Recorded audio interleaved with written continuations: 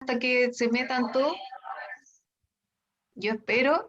Tú me das la señal, Angélica. Voy a admitir a todos en este minuto. Ya.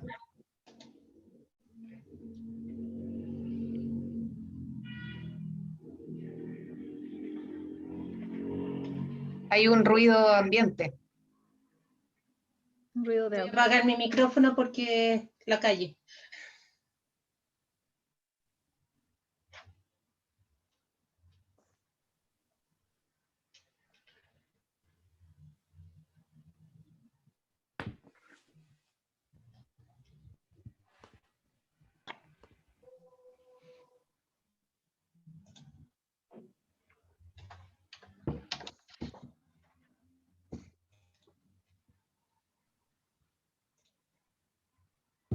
Angélica Arbó no aparece. No, Hay que ya estar entraron atentos. todos. Ustedes me dicen cuándo empiezo. Ahora estoy admitiendo 2 personas más, ¿Ya? Entonces voy a empezar. pero puede empezar. Ya. Voy a empezar a la cuenta de 5. ¿Ya? Ya. Ya.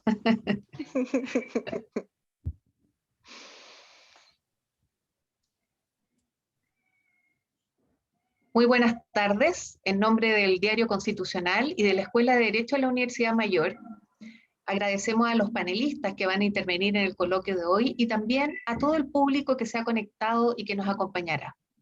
El encuentro va a girar en torno a una legítima inquietud que surge respecto de la manera en que va a funcionar la Convención Constitucional para cumplir el cometido concreto que la ciudadanía le ha confiado y que no es otro que la elaboración de una propuesta de nueva Constitución dentro de un plazo determinado que va a ser de 9 meses, más una prórroga de 3, la cual podrá ser después aprobada o rechazada por la misma población en un plebiscito con un sistema de voto obligatorio. En particular, se va a invitar a reflexionar en torno a la importancia que puede tener el reglamento que aprueben los convencionales constituyentes para ejecutar con éxito ese relevante cometido para el país. Para encontrar la respuesta, contamos con la opinión experta y también incumbente de 5 constitucionales constituyentes electos que ya les voy a presentar. Se trata de Felipe Arboe, Daniel Bravo, Natalia Enríquez, Giovanna Roa y Rodrigo Álvarez. Los he mencionado en el lugar, ¿no es cierto?, que le va a corresponder a cada uno de ellos exponer. Y antes de darles la palabra, tengo que señalar que en el caso de Rodrigo Álvarez se ha excusado, ¿no es cierto?, y va a incorporarse dentro de este coloquio a la mitad, ¿no es cierto?, del tiempo, pero llegará, así lo esperamos. Y debo explicar también, antes de darle la palabra, las reglas aplicables al coloquio, que por supuesto les voy a pedir a todos los ponentes, a los expositores, respetar, y también al público después también respetar respecto a las preguntas. Les comento que cada expositor que va a intervenir lo va a hacer por 10 minutos. Y una vez concluida esa primera ronda de intervenciones, cada participante podrá intervenir luego 5 minutos más para ya sea rebatir alguna idea que se haya expresado en el panel o bien para complementarla. Y al final de toda esta exposición, de 10 minutos cada uno, 5 minutos en la segunda ronda, al final los asistentes van a poder hacer las preguntas. Y cuando una persona tenga interés en formular una pregunta, les vamos a pedir que lo anuncien activando la manito, esa que aparece en la parte inferior del recuadro, y luego se les va a dar la palabra activando su micrófono, ¿ya? Así que esa va a ser la regulación respecto del funcionamiento de este coloquio.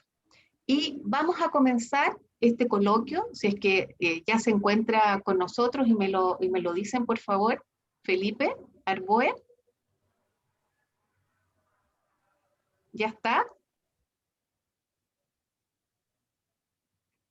Perdón, no está aún. Ya, entonces vamos a empezar, si ustedes me lo permiten, ¿no es cierto?, esperando que Felipe se pueda conectar. Estos son los imponderables de de la transmisión en directo y en vivo. Así que vamos a comenzar entonces escuchando a Daniel Bravo, quien resultó electo como convencional constituyente, como independiente en la lista del pueblo. Daniel es abogado y profesor universitario. Estudió Derecho en la Universidad Católica del Norte y tiene un magíster en Derecho por la Pontificia Universidad Católica de Chile, que ha sido financiado por CONICYT. Ha vivido, estudiado y trabajado casi toda su vida en la conurbación, me ponen acá, de La Serena, Coquimbo. Y es miembro fundador del Movimiento Independientes del Norte, que se armó para potenciar las candidaturas independientes a la Convención Constitucional. Es coordinadora además de la Clínica Jurídica de la Escuela de Derecho de la Universidad Católica del Norte y profesora asistente en la Facultad de Derecho y Humanidades de la Universidad Central de Chile en la región de Coquimbo, en su sede. Ha desarrollado también trabajos de asesoría y educación jurídica con juntas de vecinos y clubes del adulto mayor del sector de Guayacán y el Llano de Coquimbo, con campamentos de la parte alta de Coquimbo y población migrante asentada en las ciudades de La Serena y Coquimbo. Entre sus propuestas destaca el derecho humano al agua, el regionalismo y la autonomía territorial, además de un Estado plurinacional, entre otras medidas consensuadas con el movimiento territorial constituyente. Le vamos a dar entonces la palabra por 10 minutos a Daniel, perdón. Gracias, buenas tardes a todos y todos. Respecto de mi currículum, solo precisar que mi magíster es de la Pontificia Universidad Católica de Valparaíso, no de la Católica de Santiago, y que dejé de ser coordinador de la Clínica Jurídica de la Universidad Católica del Norte el año 2018. Eso para precisar. Entonces voy a comenzar para aprovechar el tiempo. Dado que me toca primero, voy a tratar temas un poco más generales probablemente. Pensé que quizá no era tan necesario. Respecto de cómo garantizamos el éxito de la Convención Constitucional y cómo situamos entonces en ese marco al reglamento que la propia Convención se tiene que dar.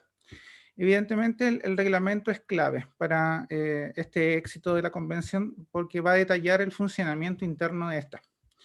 Es una de las primeras tareas que tenemos como constituyentes, tras la elección de un presidente y un vicepresidente, es abocarnos entonces al reglamento para determinar entonces cómo va a funcionar la Convención Constitucional.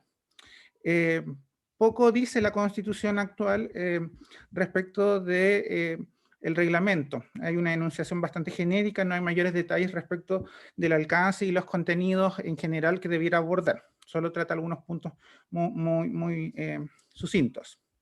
Una primera cuestión que habría que abordar evidentemente es cuál va a ser la estructura de funcionamiento de, en tanto órgano colectivo o colegiado que es la Convención Constitucional.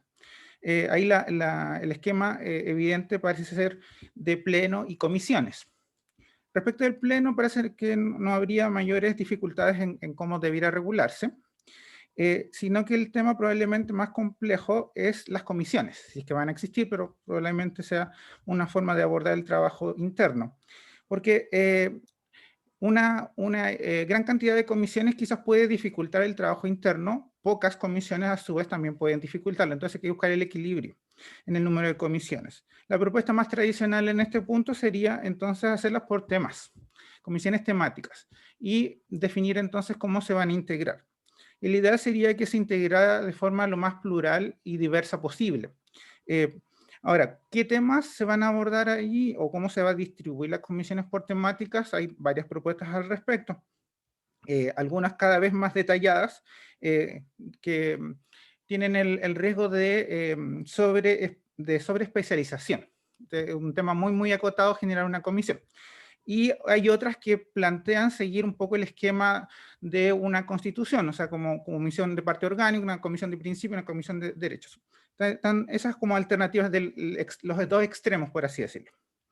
También está la propuesta que me parece muy interesante, es de generar una comisión de consolidación o de armonización de los textos que vayan naciendo de las comisiones temáticas, porque cada tema en sí, dado la configuración de una constitución, puede ligarse con otras, no está aislado necesariamente, Entonces tienen que haber una cierta coherencia en la regulación o en las normas que se vayan generando entre las distintas comisiones.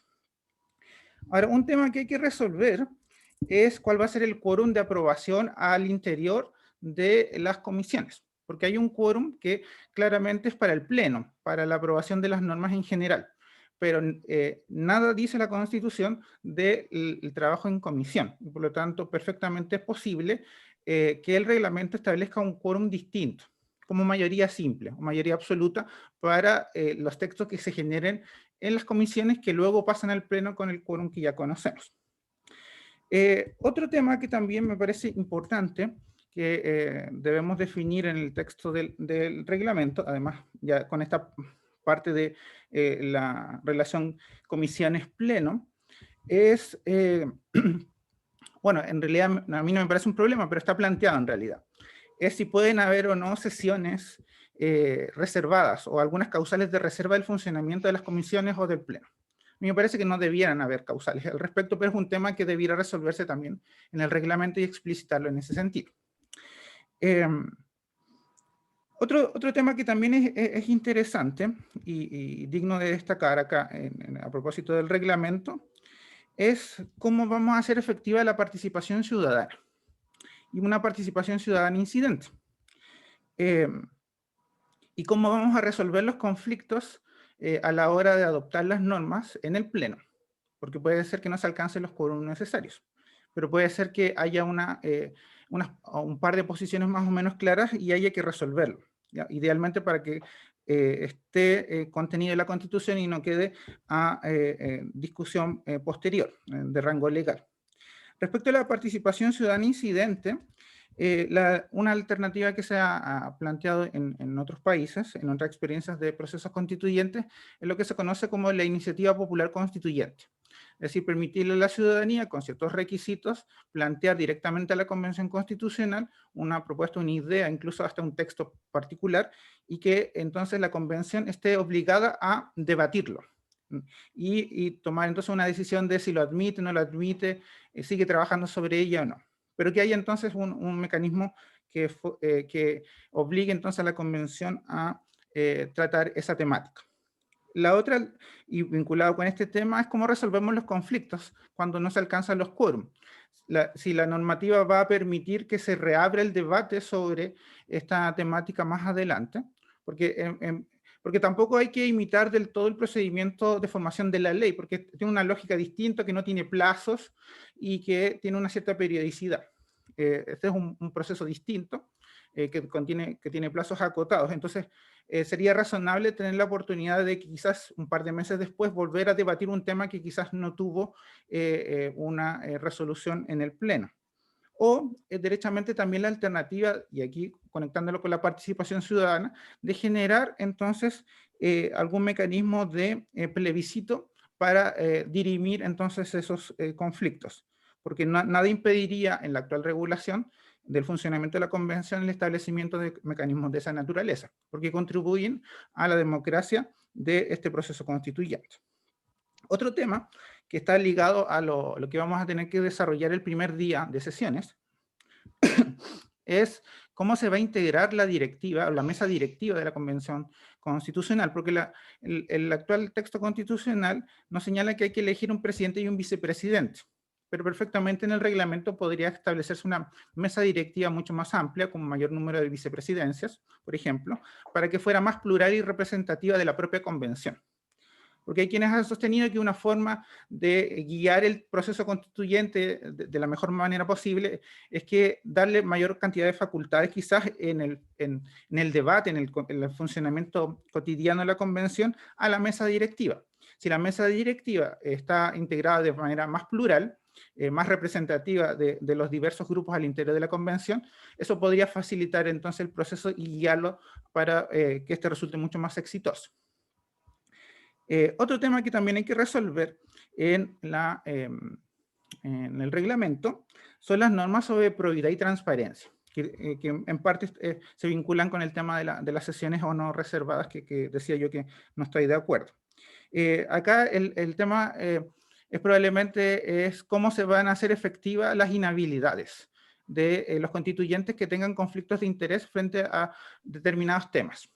Uno de los grandes polémicas que se ha generado en los últimos días o últimas semanas a propósito de los conflictos de intereses son los derechos de aprovechamiento de aguas. Entonces, ¿cómo eso lo hacemos efectivo?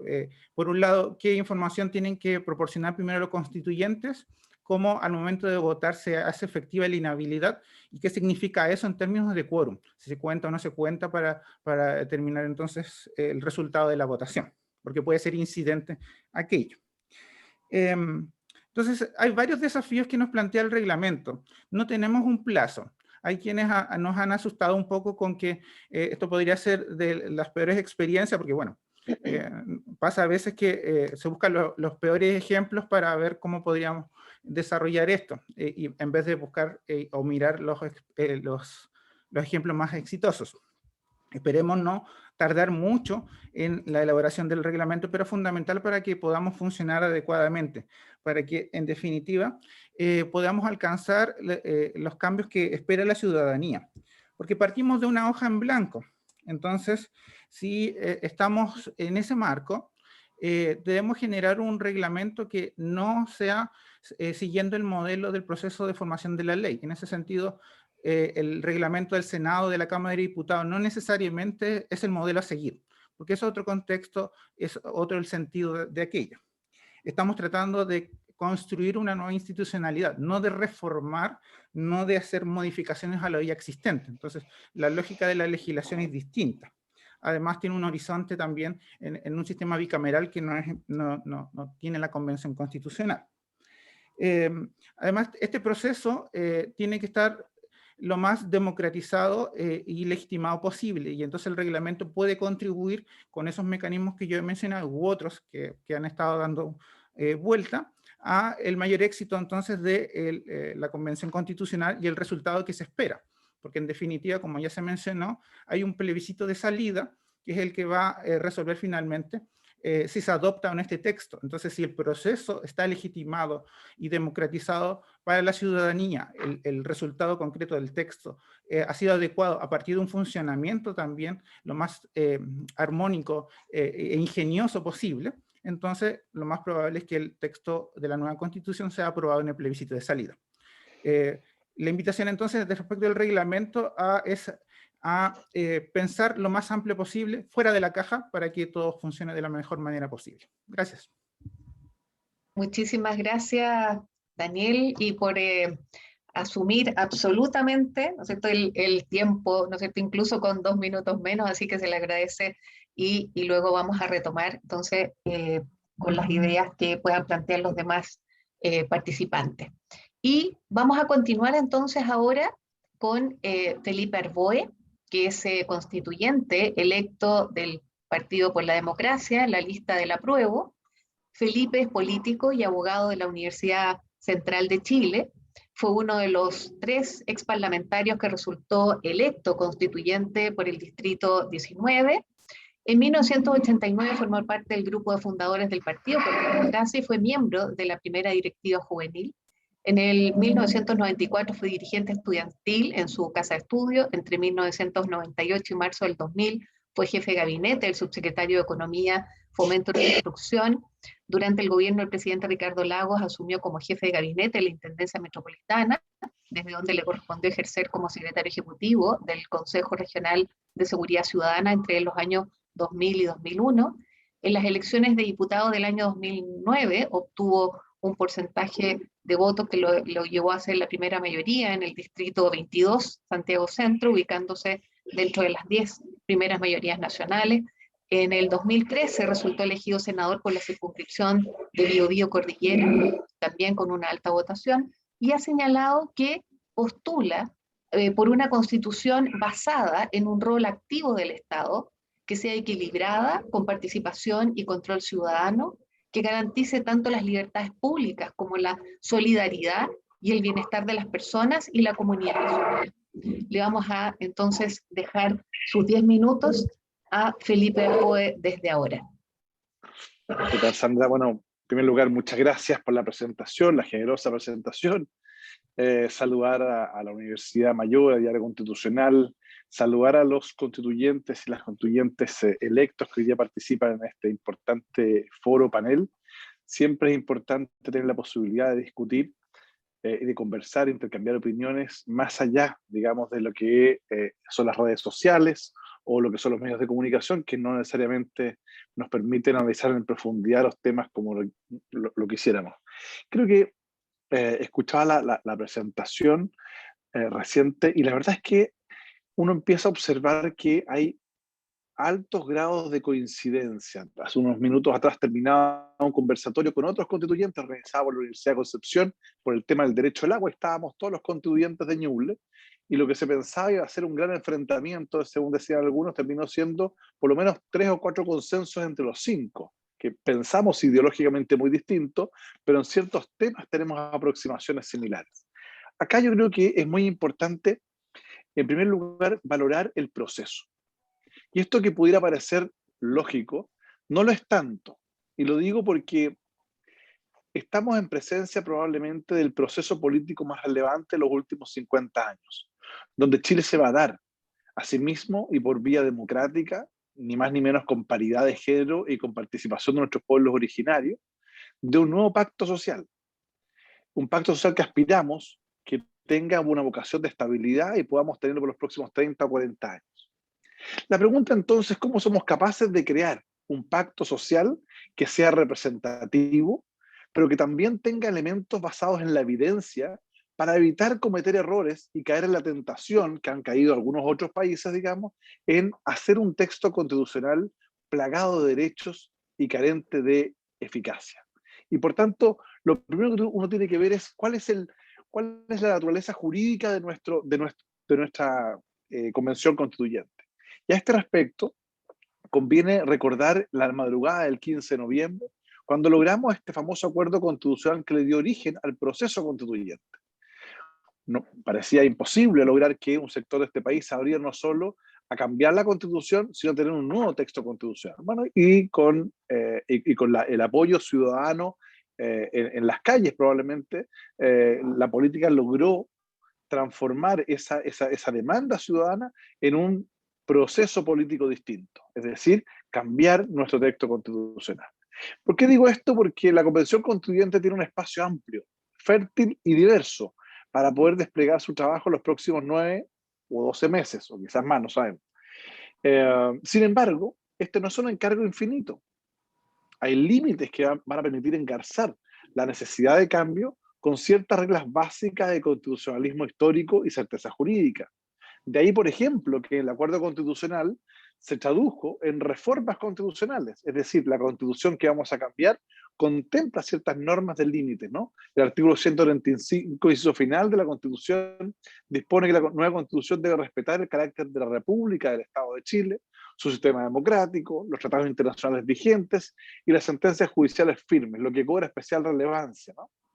Más que una limitación, a mi juicio, para el constituyente, o para las y los constituyentes, se trata de una garantía para los ciudadanos, a fin de que aquellos que hemos sido elegidos y elegidas no pretendamos refundar la República afectando las bases de la institucionalidad y particularmente los derechos adquiridos u otros elementos. En consecuencia, creo que esta es una limitación, una garantía que permite generar certeza jurídica y un piso de reglas claras a la tarea constituyente.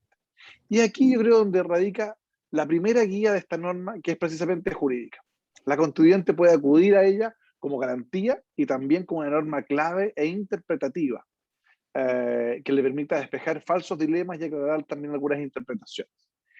Ahí están los tratados internacionales vigentes y no podría ser de otro modo. Si lo fueron en su oportunidad, por ejemplo, para poder limitar el poder y ampliar el resguardo de la garantía de derechos fundamentales a través del conocido inciso segundo del artículo 5º, ¿cómo no lo va a hacer ahora que vamos a tener un nuevo texto constitucional? En consecuencia, hay un conjunto de elementos que van a ir actuando como marco de acompañamiento. Y en ese sentido, entonces, conviene observar que el reglamento de la Convención Constituyente, que a mi juicio debía ser despejado lo antes posible, para efectos de abocarnos a el encargo que nos ha encomendado la ciudadanía, que es redactar el texto constitucional, requiere de un equilibrio entre tomar como base la experiencia del Parlamento, que son los funcionamientos prácticos de las comisiones, de la convivencia en asamblea, resolución de conflictos, pero también tiene que ser lo suficientemente alejada para que no rigidice las posiciones. Por ejemplo, me parece que la existencia, o que algunos pretendan dar existencia a jefaturas de bancada, no va a ser otra cosa sino que rigidizar el debate. Mientras que, sin la existencia de jefes de bancada, es perfectamente posible que tengamos más posibilidades de llegar a acuerdo. Por cuanto, si bien hay ciertos constituyentes que son defensores de causas, despejadas esas causas, pueden perfectamente coincidir en otros planteamientos, en régimen político, en base a la institucionalidad, en principio, o en los denominados derechos digitales, con otros constituyentes de otros conglomerados, en consecuencia, o de otras corrientes. En consecuencia, creo que rigidizar la discusión puede atentar contra la posibilidad de llegar a acuerdos, que es un elemento básico, a mi juicio, de este proceso.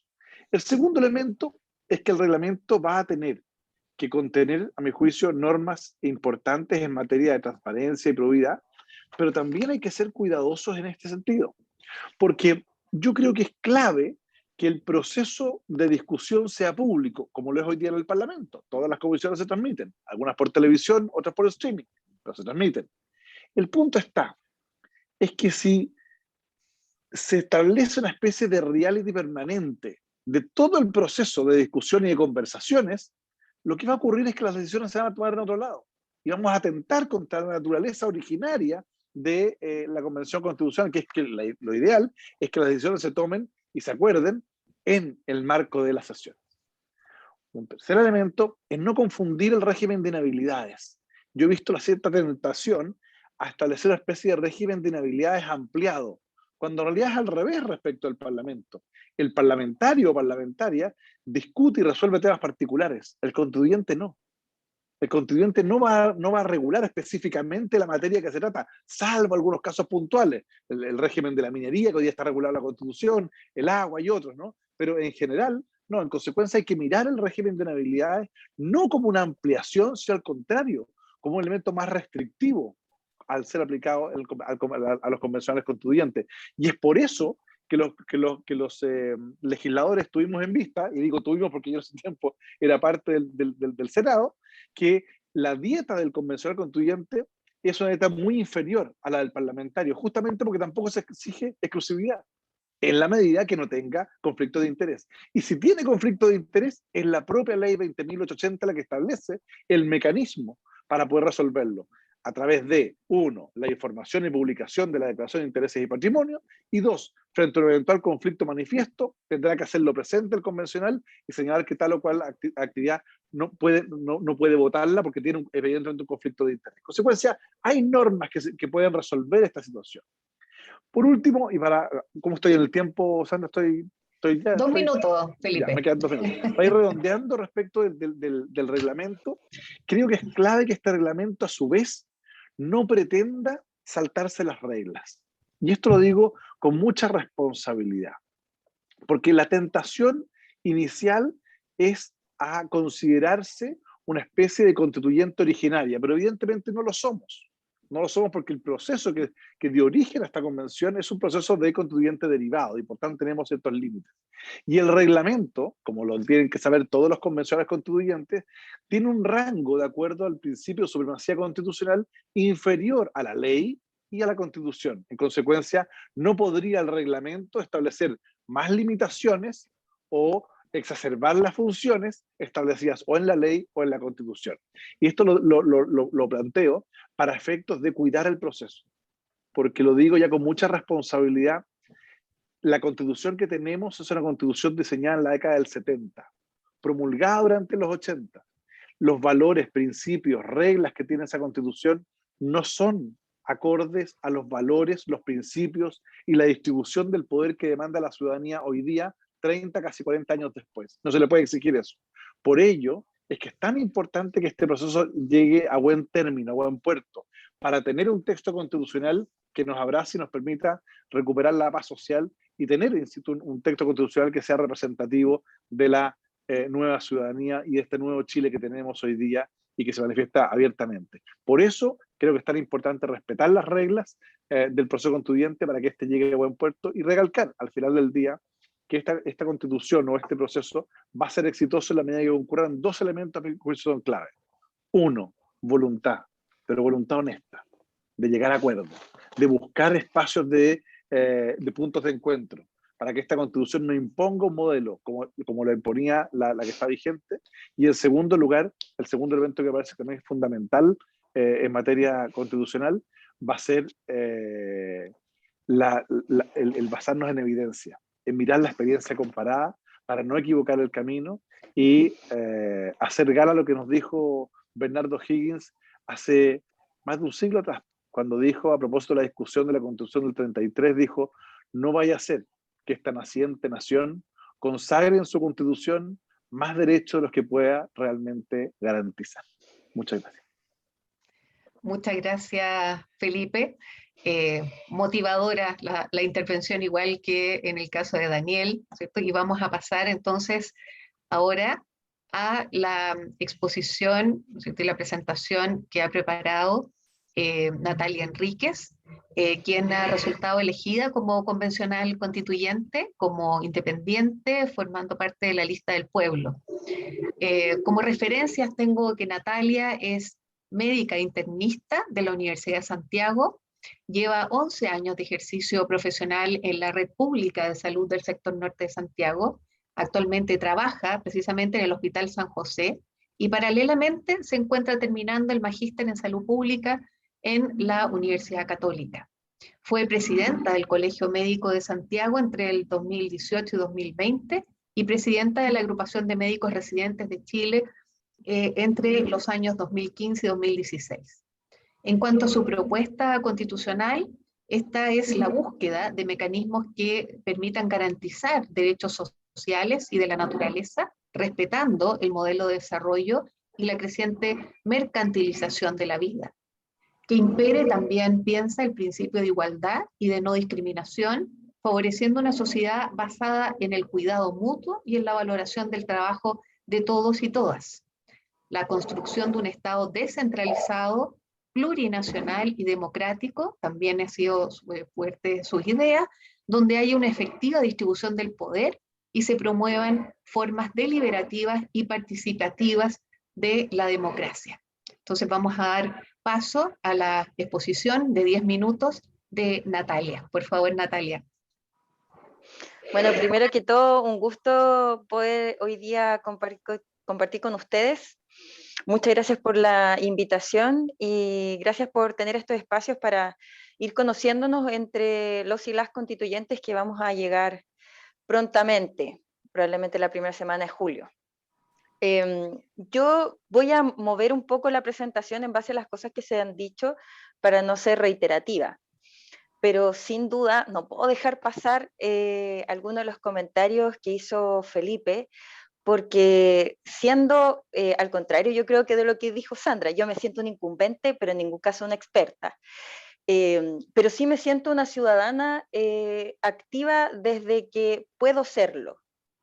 Y en eso yo tengo una evaluación muy distinta del proceso en el que estamos viviendo ahora, y me parece que es más bien una situación forzada a partir de la movilización social, que los partidos políticos y el poder constituido en Chile se ve obligado a tomar a cargo, porque si no, probablemente el desenlace era mucho peor.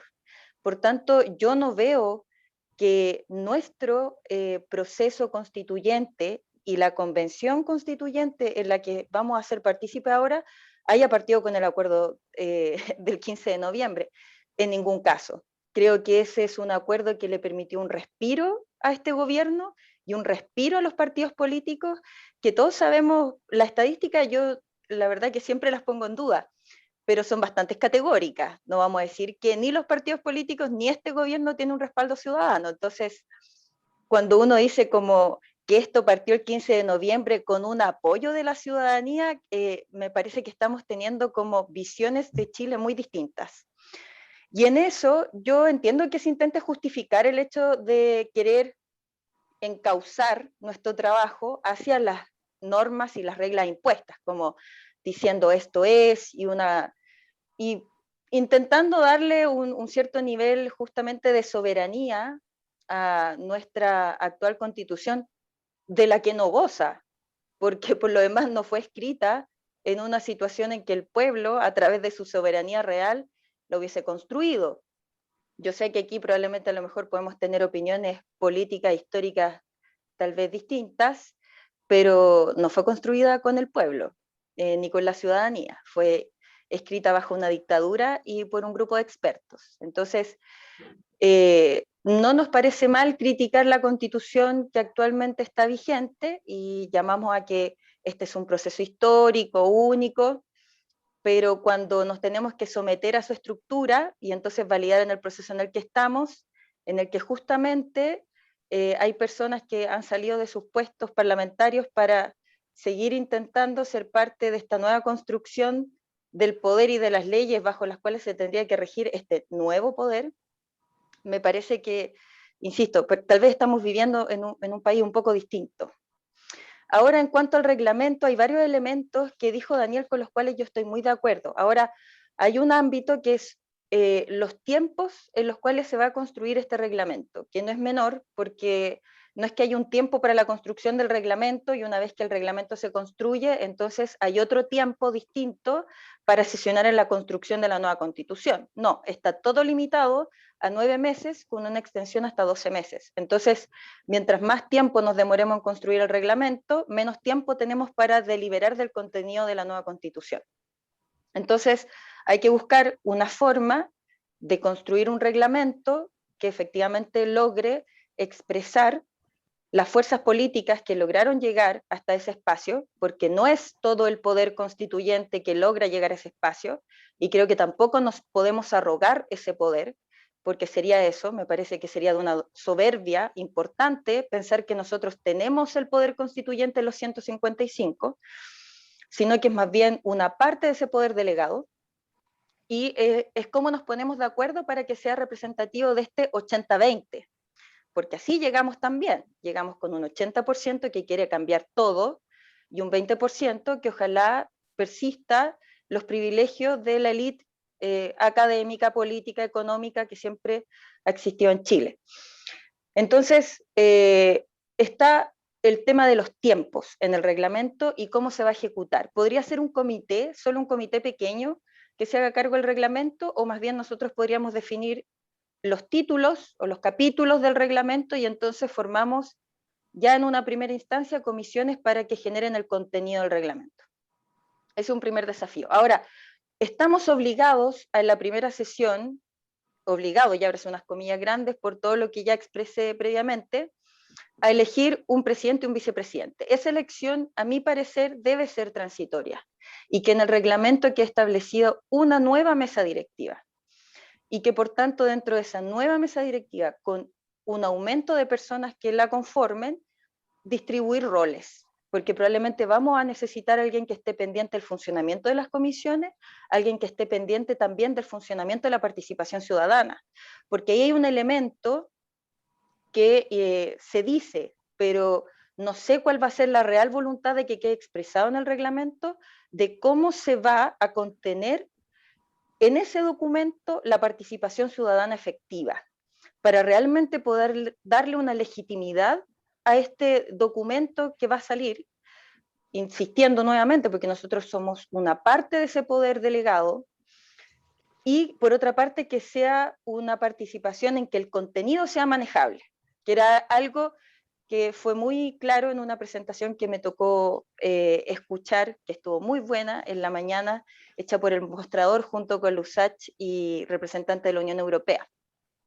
Porque cuando uno quiere aumentar los espacios de participación, a veces tenemos el problema de la cantidad de información que se genera por parte de la ciudadanía. Entonces, ¿cómo la hacemos legítima sin que eso genere que sea inabordable? ¿Cuánto tiempo me queda, Sandra, para poder hacerlo en el Todavía tiempo estás que me en tiempo, corresponde? te quedan 5 minutos. No Súper. te preocupes. Genial. Entonces, probablemente no haya un mecanismo único, porque tal vez uno podría decir, hagamos asambleas, o como se ha dicho en algunas partes, asambleas de forma rotatoria, por así decirlo, o elegida por sorteo, y que eso como que aborde completamente la participación ciudadana. Probablemente así no vamos a poder llegar a toda la ciudadanía, entonces va a haber que tener mecanismos múltiples, algunos más tecnológicos, tal vez a través de redes sociales, a través de consultas abiertas, y algunos que sean efectivamente presenciales, más de terreno.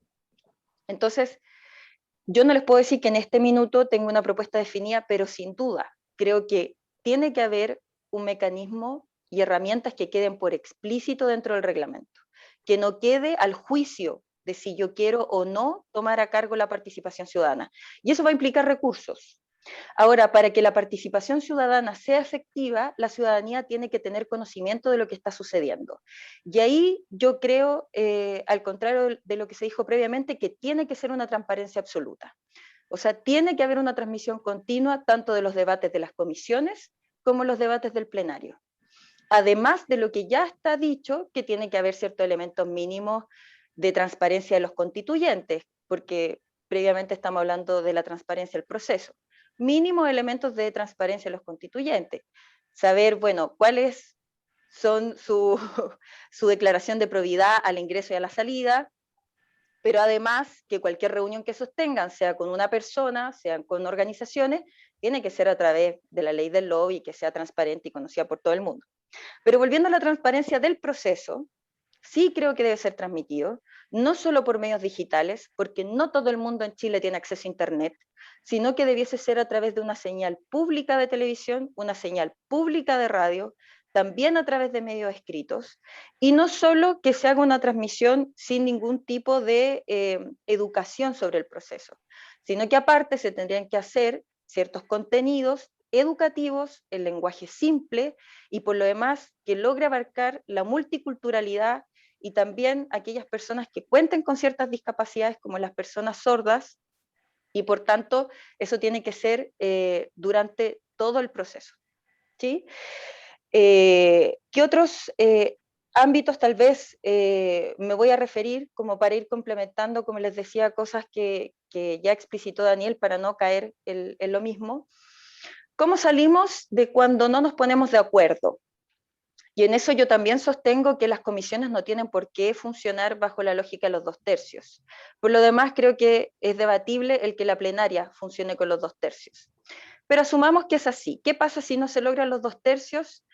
La verdad que como es un quórum que me imagino que intenta reflejar como que sea la mayoría de la ciudadanía, y no nos logramos poner de acuerdo entre nosotros, a mi parecer lo más correcto sería hacer plebiscitos intermedios.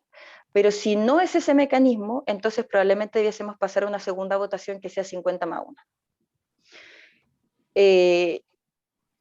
Eso claramente va en contra de esto institucional, de este poder delegado, lo cual yo pongo en disputa. Ahora, en los lugares de reunión, porque eso también va a ser materia del reglamento. Hasta ahora tiene que ser el ex Congreso, pero me parece que es una señal bastante equivocada si es que realmente se quiere hacer una constitución que logre expresar la diversidad de los territorios que tenemos. Porque pueden haber algunos constituyentes, hombres o mujeres, que tengan cierta claridad respecto a la diversidad de nuestros territorios, pero otros no. Entonces sí, encuentro que tenemos que debatir el hecho que justamente nosotros sesionemos en otras regiones. Por otra parte, he escuchado algunas propuestas en que la comisión de ética, la comisión que tenga que ver con nuestros gastos, sea construida en base a los constituyentes. Yo no estoy de acuerdo con eso.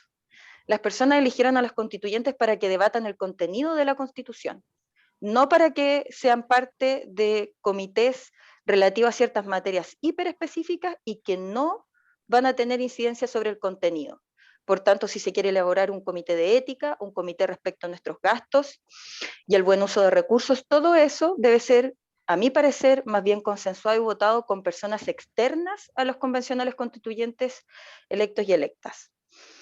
Ahora, respecto al plebiscito de salida, que ya es lo último que me voy a referir, a mi parecer debe ser por capítulos o títulos, como lo definamos nosotros, porque si no, como lo han expresado otras personas, es un todo o nada, es un forzar a las personas que si están de acuerdo con alguna parte de la Constitución que efectivamente uno considera que es un avance en derechos sociales, que es un avance en la construcción de una sociedad mucho más garante y con un enfoque desde el bienestar, entonces uno se ve forzado a tener que decirle que sí a todo el texto.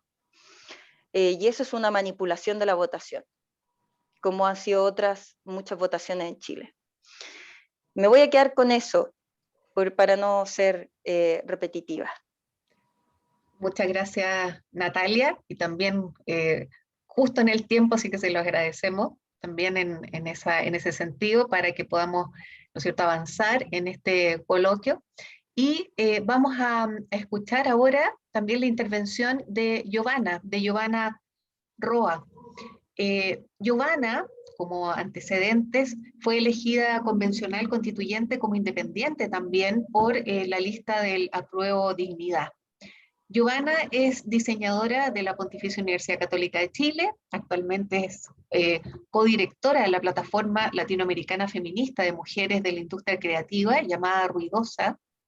En 2010 fue vicepresidenta de la Federación de Estudiantes de la Pontificia Universidad Católica, la FEUC, y participó activamente del movimiento estudiantil.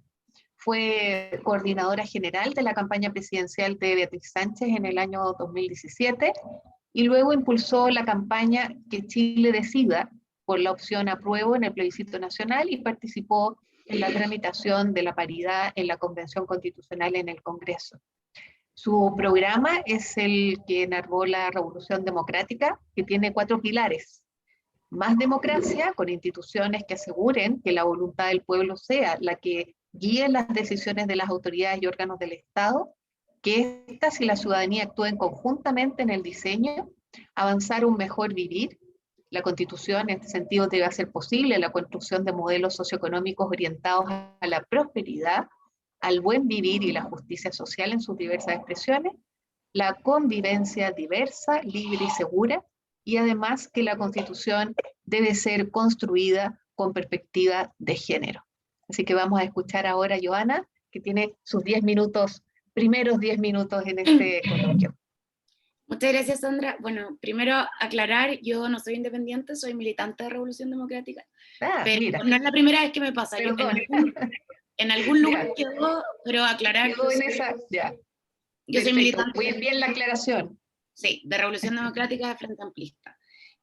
Bueno, primero agradecerle la invitación. Yo creo que me ha tocado ir a muchos espacios muy diversos con distintos públicos y creo que eso ha sido, por lo menos para mí, muy enriquecedor. Estoy convencida de que este proceso va a ser un proceso en que necesitemos poner muchas opiniones sobre la mesa para que después sean la gran mayoría, sea el pueblo quien pueda decidir a través de los constituyentes que eligió cuáles van a ser los caminos. Pero creo que la conversación es muy importante, así que les agradezco enormemente la invitación. Bueno, aprovecho de saludar a Daniel, a Natalia, a Felipe y no sé si ya llegó Rodrigo. Y decir que, por supuesto, no sé si voy a hablar 10 minutos porque la verdad es que mis compañeros dejaron hartos puntos sobre la mesa, así que yo creo que los vamos a ir desencadenando después. Me quedo con la presentación de Daniel, que expone totalmente, o no totalmente, pero la gran mayoría de las materias que vamos a tener que ver en términos de reglamento, así que creo que ahí hay harto dicho. Me quedo con las palabras de Natalia, estando de acuerdo en la gran mayoría de sus perspectivas, pero quisiera referirme, sí, primero a algunas palabras que dijo Felipe en función de cuál es el paradigma de democracia con que estamos iniciando este proceso. Hoy día vamos a escribir por primera vez en la historia una constitución en democracia, democrática y además paritaria. Somos la primera constitución en el mundo que va a ser escrita de forma paritaria. Los ojos del mundo están puestos en este lugar, en Chile, donde tenemos la oportunidad hoy día de hacer una innovación política efectiva. Y con innovación política no me refiero si vamos a hacer la mejor web o la mejor app con que vamos a ver la participación en el proceso. Me refiero a efectivamente poder hacer cara a la crisis de la democracia representativa que hay no solamente en nuestro país, sino que en el mundo. Y tenemos que avanzar hacia una democracia en que haya participación incidente de parte de la ciudadanía, que tengamos instituciones más democráticas, que tengamos instituciones con real representación de la diversidad, las diversidades de los pueblos de Chile. Y creo que en ese paradigma es importante ver qué votó Chile en las últimas elecciones. Y no estoy hablando solamente del plebiscito en que la importancia de escribir una nueva constitución desde una hoja en blanco, con una asamblea enteramente electa democráticamente y no con políticos que estaban en ejercicio, sino también estoy hablando de cuál fue la foto que tenemos hoy día de los y las constituyentes a la luz de que eligió la ciudadanía. Nosotros tenemos actualmente en nuestro órgano de representación una sobrerepresentación de la derecha que es absolutamente absurda, y eso se ha dado porque justamente venimos de un sistema de democracia representativa en que la ciudadanía no había sentido la posibilidad de ir y votar por los y las comunes. Y por lo tanto tenemos un poder democrático que está absolutamente concentrado, no solo concentrado, sino que el poder político en este país está relacionado directamente con el poder económico. Y eso es muy complejo, porque anula el poder social. Entonces, en esta oportunidad innovadora que tenemos que escribir, cuando hablamos de reglamentos, es justamente eso. ¿Cómo vamos a innovar con respecto a una forma de hacer política que no es solamente forma, sino que pasa a ser fondo? ¿Por qué? Lo que escribamos en el reglamento, la forma en que escribamos nuestra nueva constitución desde la Convención Constitucional, va a ser lo que marque las bases de cuáles van a ser también los tipos de participación incidentes que va a tener nuestra democracia. Y por eso cuando hoy día estamos escribiendo, a puertas de escribir una nueva constitución en paridad, una de las demandas de las feministas que llegamos a la constitución es que, por ejemplo, después haya paridad en todos los órganos deliberativos del Estado. Y lo mismo va a pasar con los instrumentos que instalemos en términos de participación. Pero antes de entrar en participación, me gustaría quedarme en el tema de la transparencia. Felipe era senador, se fue del Senado para ser candidato, ¿no? Y legítimamente en su distrito lo eligieron, y eso no lo hace menos válido democráticamente en ningún sentido. Pero sí, cuando Felipe dice, si es que transformamos esto en un reality, si es que tenemos transparencia absoluta, lo que va a pasar es que van a haber acuerdos por atrás, eso solamente ratifica lo importante que era que tuviéramos una convención constitucional y no una convención mixta. Porque hay lógicas en la política de este país que se mantienen. Y hoy día es nuestra oportunidad de romperlo. Y todas las fuerzas transformadoras que entramos en gran mayoría a la convención, vamos a ir a disputar justamente esas prácticas, justamente esa forma de entender la administración de poder. No puede ser que tengamos en la concepción de la cabeza, y yo, Felipe, yo después quiero escuchar tu opinión de vuelta, que no tenemos que tener transparencia absoluta porque sabemos que las decisiones se van a tomar en ese otro lado. Estoy segura que acá Daniel, Natalia, no he escuchado a Rodrigo todavía, estaremos de acuerdo que esa no es la forma en que queremos hacer las cosas y que queremos transparencia absoluta. Yo no tengo ningún problema en mostrar todo mi interés, o sea, mi patrimonio, no tengo problema en que se escuche lo que estoy conversando, no tengo problema en que se escuche cuando defiendo las ideas de lo que estoy a favor o en contra, y hace una larga lista, etcétera. Así que primero quiero decir que para mí la transparencia es algo fundamental para que este proceso sea un proceso que derive en una constitución diferente a la que tenemos actualmente, que fue escrita entre cuatro paredes, sin la opinión de nadie, por supuesto.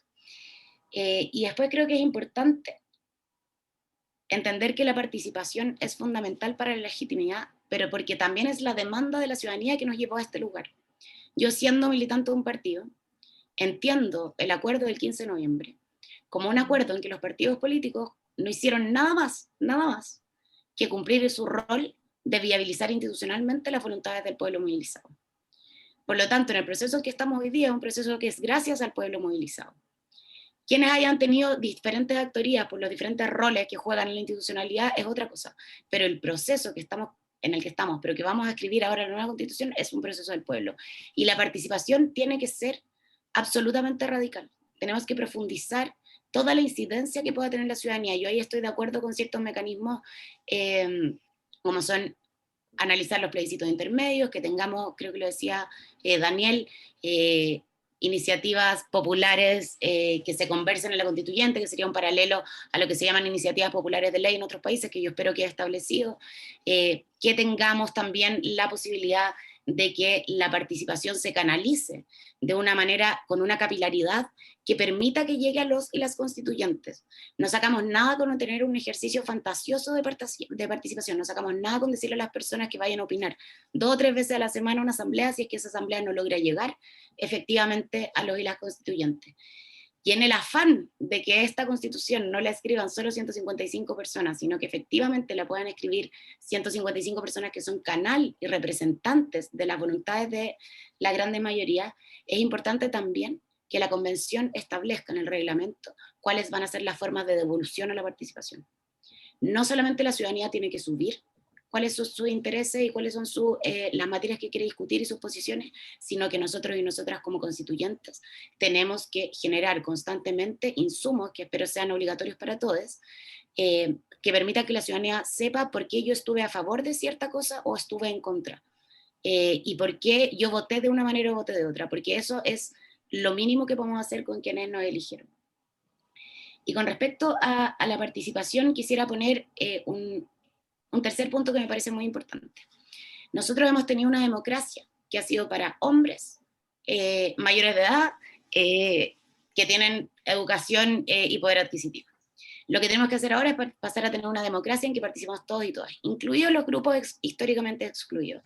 Y estoy hablando de las diversidades sexuales, estoy hablando de las mujeres, como lo hemos sido históricamente hoy día, menos mal que tenemos representatividad, estoy hablando de las personas en situación de discapacidad, de los y las adultas mayores, y de todos aquellos grupos que han estado históricamente excluidos, incluso los que legalmente ni siquiera tienen opción de ejercer sus derechos ciudadanos, como son los niños, niñas y adolescentes. Y ese es un problema democrático del que nos tenemos que hacer cargo en el reglamento.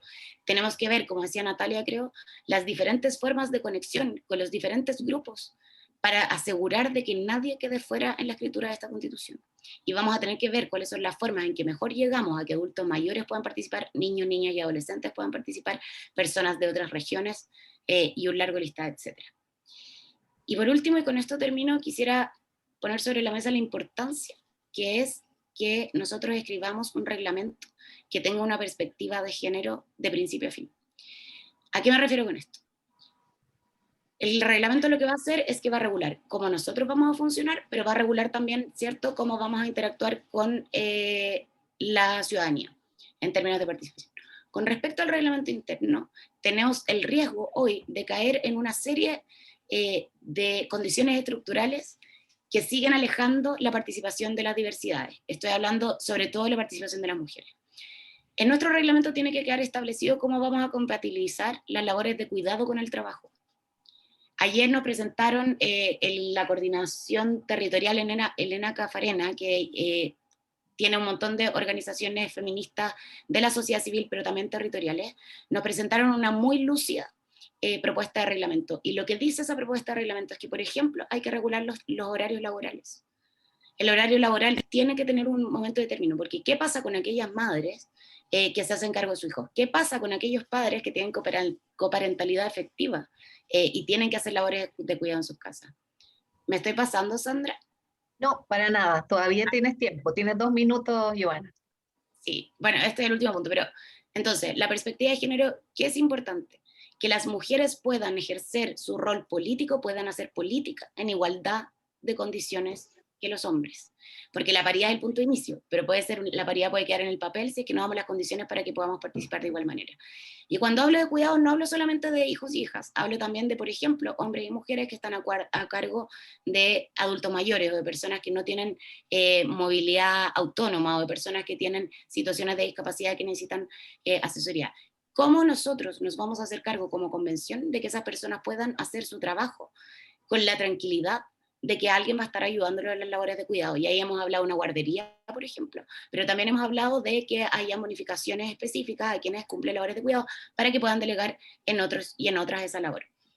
¿Qué pasa con las personas, las mujeres sobre todo, pero las personas que viven en otras regiones del país? Porque no todo pasa en Santiago y eso ya lo hemos hablado un montón y todos estamos de acuerdo con la descentralización.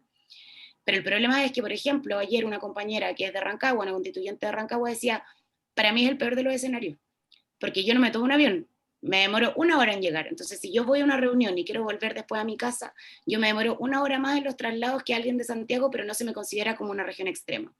Y así la diversidad de realidades que hay a lo largo de Chile.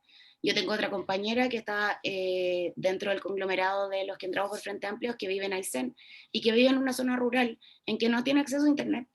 Y para conectarse a las reuniones tienen que ir a otro lugar que no es su casa para conectarse a internet. Está pensando en irse con su marido y con su hijo a Santiago. Esas preocupaciones parecen ser muy pedestres, pero son las que van a marcar la pauta de después cómo vamos a garantizar los derechos de las mujeres en la Constitución, cómo vamos a garantizar los derechos de los y las trabajadoras para que, por ejemplo, sus vidas personales puedan compatibilizarse con sus labores, con sus trabajos, para que puedan tener un buen vivir. Y así una larga lista de etcéteras. Entonces, mi invitación a la conversación de ahora es que efectivamente hay cosas que vamos a tener que ir viendo que son súper estructuradas, ¿no? Si vamos a tener comisión de ética, no vamos a tener comisión de ética, cuál va a ser el quórum en las comisiones, etc. Pero también la invitación, o por lo menos la invitación que yo hago, es que comencemos a tener una conversación constitucional que pueda intercalar todos los factores que hagan que esta constitución sea efectivamente de las personas, que sea efectivamente de todos quienes habitamos este país. Y para eso necesitamos tener perspectiva descentralizadora, necesitamos tener transparencia que no esté en duda ni un minuto, necesitamos tener perspectiva de género y necesitamos tener una participación efectiva que logre incidencia y que no siga excluyendo a quienes históricamente han estado excluidos del ejercicio de la democracia. Muchas gracias, Giovanna. Súper clara tu exposición. También nos ha quedado muy clara la postura, ¿no? de tuya en este proceso. Y mientras esperamos que se pueda unir a este panel Rodrigo Álvarez, que es nuestro quinto expositor, vamos a partir con esta segunda ronda de las que yo les hablaba en un inicio, de 5 minutos en que cada uno de ustedes va a poder rebatir alguna idea o complementar lo que han señalado. Y en primer lugar voy a dar el pase, ¿no es cierto?, a esta segunda ronda por haber sido el más aludido, ¿ya?, hasta ahora.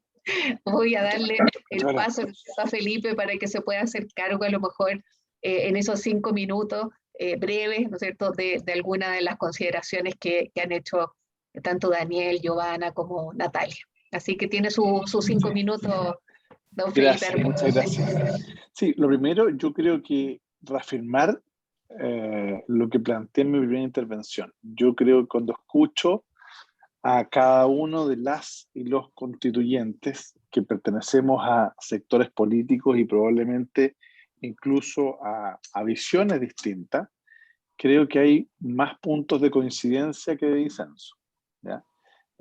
Probablemente las formas de plantearlo sean distintas, unos más vehementes, otros menos vehementes, unos más conservadores, pero yo creo que tenemos elementos comunes y que se van a plasmarse de buena voluntad en una gran mayoría de acuerdos. No hay que olvidar que este proceso, tal como se ha señalado, tiene su origen en la ciudadanía que se volcó a las calles y exigió cambios.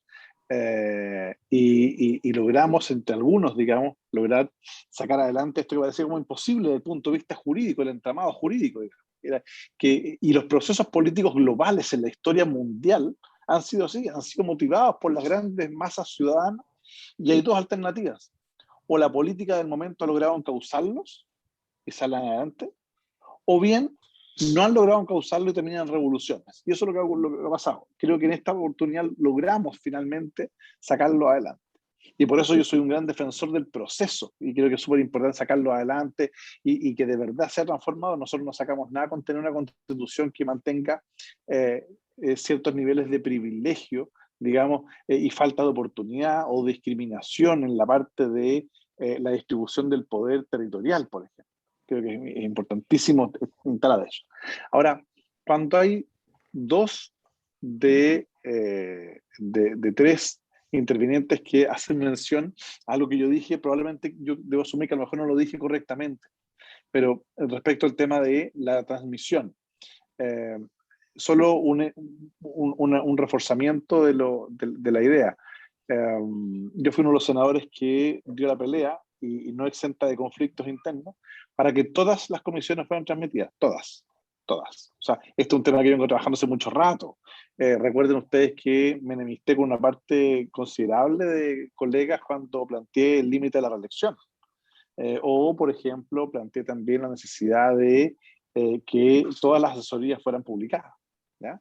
Porque creo que es importante, creo que es parte de lo que la ciudadanía está demandando, que las autoridades que ejercen algún tipo de poder tengan la transparencia suficiente de poder mostrar estas cosas. Y que no significa nada malo, sino que es mostrar, creo que corresponde. Que también se destruyen ciertos mitos también, creo que es importante. Entonces, probablemente me expresé mal.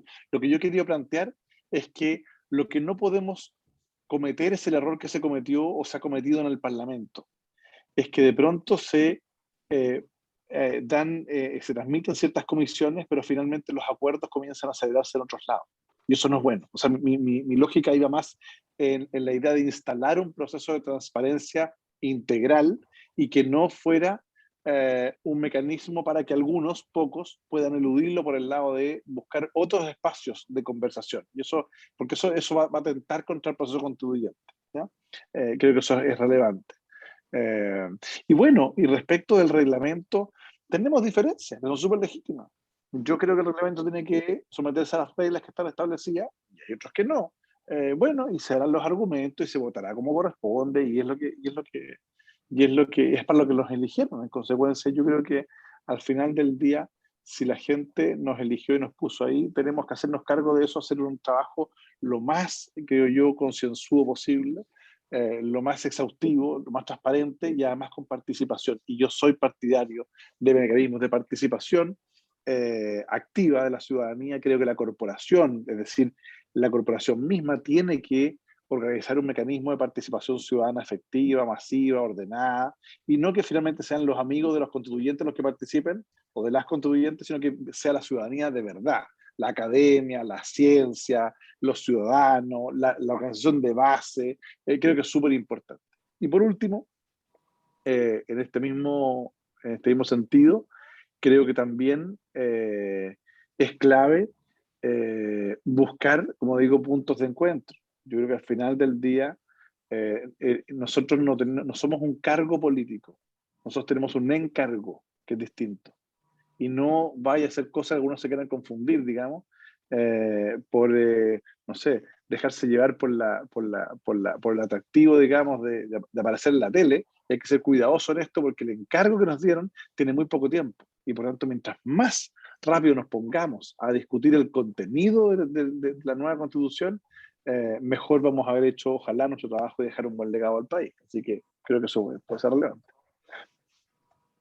Muchas gracias, Felipe. Estás ahí en el tiempo de 5 minutos. Se ha hecho cargo ahí de algunas consideraciones o algunos, ¿no es cierto?, complementos de la exposición.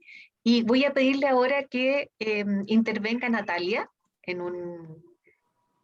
el mismo sentido, ¿no es cierto?, de complemento o de rebate, ¿no es cierto?, o debate respecto a alguna de las ideas que se han formulado aquí. Sí, yo voy a hacer como algunas precisiones de palabras que ya se han dicho previamente, pero creo que probablemente hay una clase política tradicional en Chile que tiene muchos temores y que tal vez piensa que a lo mejor los y las constituyentes que estamos llegando desde fuerzas políticas nuevas que intentan juntamente expresar esta voluntad ciudadana de manera efectiva, puedan replicar formas de un hacer política que es antiguo y que está en cuestionamiento y que está en decadencia. Esa forma de hacer política no es la nuestra y me parece que Giovanna lo dijo muy claramente. Y por lo demás es una forma que también está atenta a elementos que justamente democraticen la participación ciudadana. Y dentro de eso, justamente los ámbitos de cuidado que fueron señalados los encuentro fundamentales, tanto en la perspectiva de elaborar el reglamento como en la perspectiva del contenido de la Constitución, porque el reglamento no es menor. Por toda la introducción que hizo Daniel, no es menor el reglamento, no es un trámite el cómo se construye ni el contenido del reglamento. Y son probablemente los mismos temores que se generan cuando se habla de la participación ciudadana, porque en general se le tiene mucho miedo al ciudadano de a pie. Este eslogan que habitualmente se tiende a usar no es un eslogan que busque la inclusión de las personas, sino que más bien busca incluirlos en un discurso, pero nunca incluirlos ni incluirlas de manera efectiva. Y por otra parte, me llama mucho la atención cuando se hacen como expresiones respecto a cuál es nuestra función en este espacio, que me parece ser, y más bien yo diría, afirmaría, que es el espacio político más representativo de la ciudadanía en este minuto, porque logra consensuar personas que vienen de distintos ámbitos, no solo de distintas profesiones, sino que justamente que por sabiduría de los y las votantes se construyó muy similar a lo que fue la votación del apruebo rechazo. Y en eso yo me siento con la máxima responsabilidad posible, porque si hay alguno, alguna constituyente que me diga que domina todos los ámbitos de los cuales nosotros nos vamos a referir, yo me saco el sombrero, porque yo no tengo esa formación y creo que va a ser un arduo trabajo. Por tanto, me llama mucho la atención que en el momento en que se haya legislado respecto a la remuneración de los constituyentes, un elemento para decidir su valor haya sido el hecho de pensar que no va a ser de dedicación exclusiva. Eso me llama mucho la atención, porque yo no me imagino que esta labor, que a mi parecer es la labor más importante que podría tener un ciudadano en un país, no sea de dedicación exclusiva. Realmente me llama la atención. Por mi parte, claro, yo soy médica, probablemente si yo pensara en mi remuneración podría ser más elevada, sí, si pensara en una jornada completa, pero la verdad que yo no llegué a ese espacio pensando en cómo yo me voy a beneficiar económicamente. Yo llegué porque me parece que está en el espíritu de un ciudadano o ciudadana tener la posibilidad de construir un nuevo, mejor país. Así que desde ya mi compromiso es que efectivamente va a ser de dedicación exclusiva y espero que sea el compromiso de todos los y las constituyentes que quieren que efectivamente este documento sea transformador, como se ha dicho ya en otras palabras. Gracias, Natalia. Sí, es un gran tema, ¿no es cierto? Eso de las incompatibilidades, las inhabilidades, ¿no? Esta dedicación exclusiva, ¿no? al cargo de constituyentes es un tema muy relevante. Daniel, ¿te podemos ahora escuchar en tus 5 minutos, por favor? Gracias. Bueno, partir agradeciendo las intervenciones de Giovanni y de Natalia. Hay varios puntos que complementaron lo que yo ya estaba esbozando de manera más general. Hay varias cosas que me parecieron muy interesantes y novedosas que no había contemplado antes y que se agradece para el debate que vamos a iniciar a propósito del reglamento cuando se instale la Convención Constitucional. Comparto el diagnóstico en el sentido que a veces se nota el temor de la clase política respecto a lo que estamos enfocados, en lo que estamos desarrollando y debemos desarrollar. Se agradece mucho que finalmente este proceso eleccionario haya resultado con una amplia gama en profesiones, actividades, orígenes de los y las constituyentes, y que los políticos de carrera sean una excepción, porque hay una cierta inclinación a traer prácticas o lógicas parlamentarias a la Convención Constitucional, que sería sumamente peligroso. Al igual como Natalia, para mí esta es una actividad de dedicación exclusiva.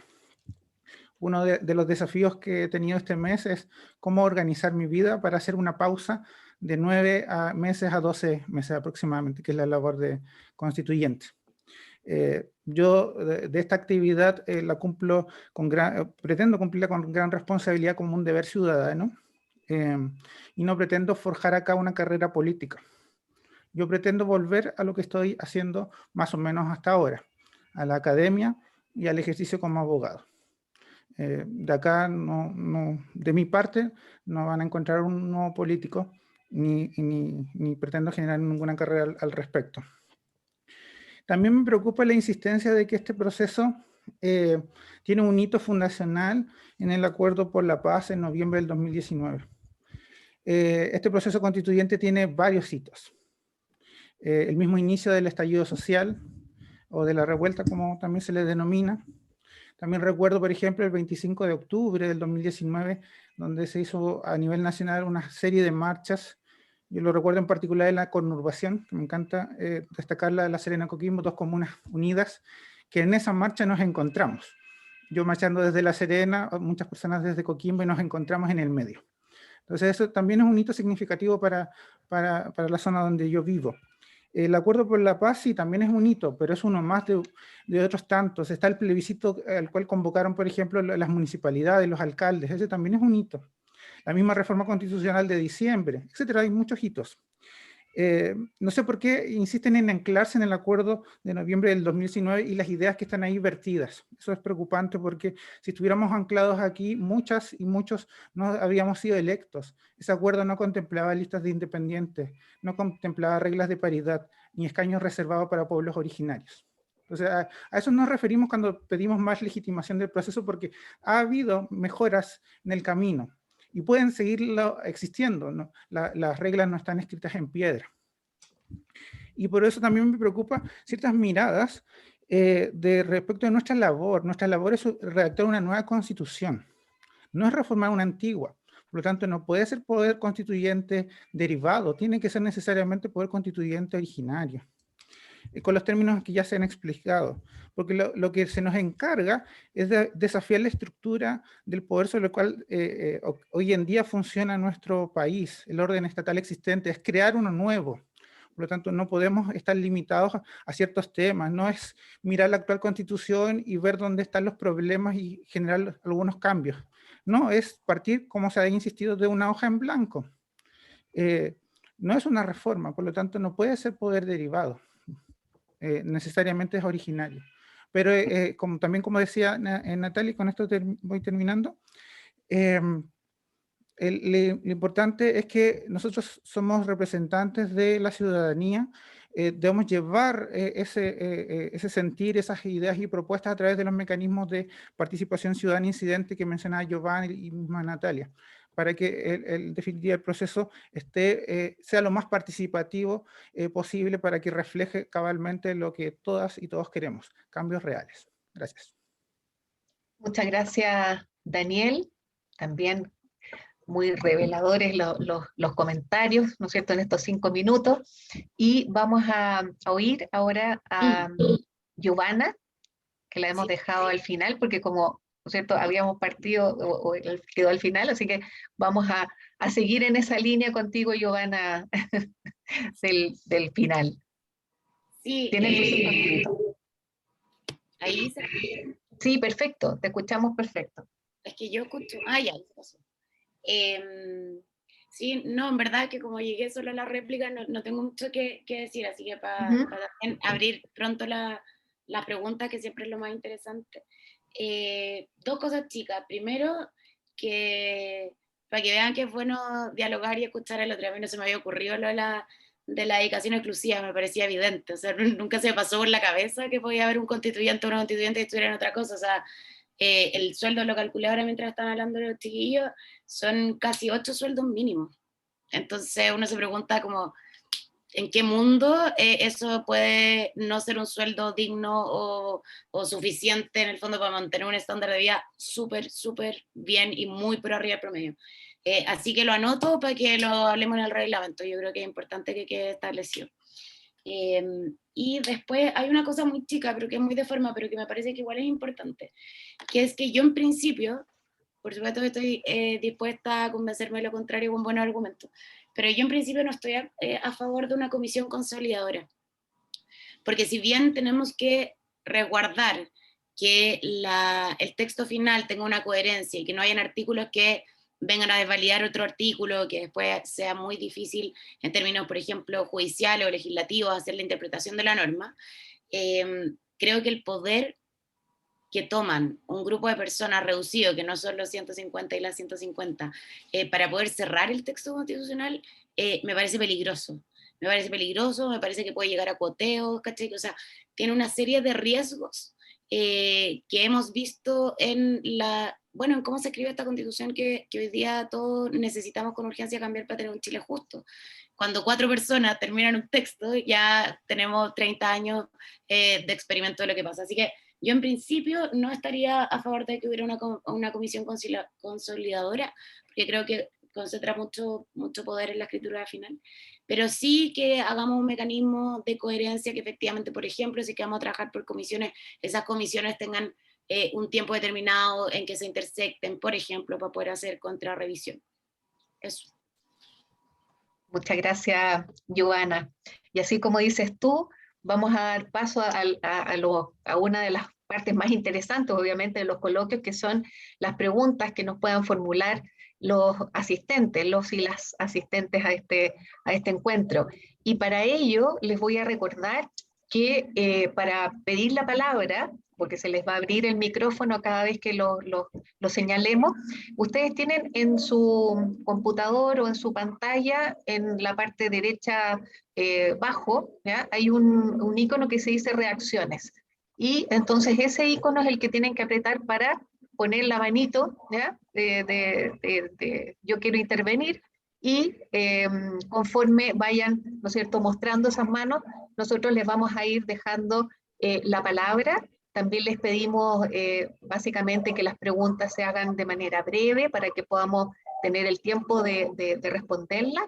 Y ¿no es cierto?, cada pregunta vamos a tratar de responderlas, y en el caso de que sean muchas, y ojalá así sea, ¿ah?, para tomar harto apunte sobre estos temas tan relevantes, que se vayan expresando, como les digo, las ideas básicas, ¿ya?, dentro del momento. Y en el caso de que haya muchas, como les decía, podríamos dejar a lo mejor algunas fuera, ¿ah? Pero de todas maneras vamos a tratar de darles la palabra a todo quien quiera formular sus preguntas. Así que desde ahora estamos muy atentos a las preguntas que puedan surgir de parte de ustedes, de los asistentes.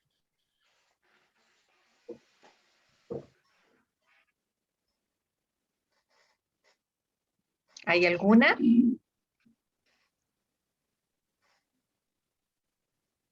Claudia Garcés. Claudia Garcés. Claudia. Le voy a activar el micrófono. Sí. Ahí está, Claudia. Todavía no se le activa el micrófono. Ahora Angélica. sí. Ahí sí, Claudia, sí, te escuchamos. Gracias, buenas tardes a todos. A ver, soy de Ñuble, soy contadora y auditor, ejerzo de manera independiente, soy tributarista, y me gustaría escuchar a los constituyentes qué opinan o qué ideas tienen respecto del presupuesto o cómo financiarían los gastos de el ejercicio de su cargo. Porque como escuchaba, existen gastos, por ejemplo, de traslado, estadía, si es que las reuniones se hacen solo en Santiago. Respecto de, por ejemplo, tener un equipo asesor en materias más técnicas. Eso. ¿Qué me pueden decir respecto de cómo van a financiar, o si es que existe algún otro fondo o algo así, para financiar todos los gastos y todos los compromisos que se tienen que llevar a cabo, ¿cierto?, en el ejercicio? Eso, muchas gracias. Muchas gracias, Claudia. Y como esta pregunta se hizo a todos los panelistas, voy a darle la palabra para que comience, ¿cierto?, a Felipe, que fue el que primero también intervino en esos 5 minutos. Si quieres hacerte cargo de esa pregunta, parte de esa pregunta. Hola, primero saludar a Claudia. La verdad no lo sé, no sé cómo está hoy día instalado eso. Entiendo que eso a ver, hay un presupuesto que fue aprobado y que está, entiendo yo, lo maneja la dirección de presupuestos, y el gobierno, que es el que administra estas cosas, digamos, tiene que ponerlo a disposición de la mesa que elija la convención constituyente. Pero desconozco los detalles, no lo sé.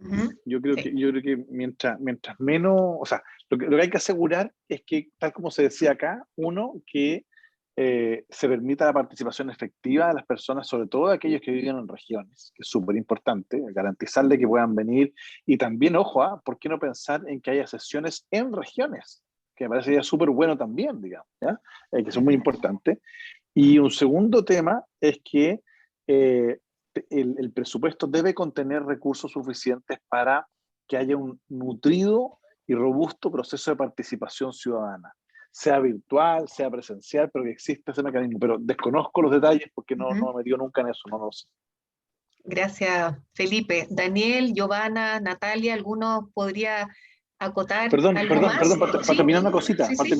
terminar una cosita, sí. Solo comentar que en el caso de la experiencia personal, yo tengo ya un equipo de cerca de 35 personas, entre abogados, economistas, digamos, dirigentes sociales, que van a participar, que se han ofrecido voluntariamente a ayudar a participar en la construcción de los, digamos, de las iniciativas que se van a trabajar en las comisiones cuando se formen. Así que, y eso no tiene costo, digamos, que más bien son gente voluntaria que ayudaron.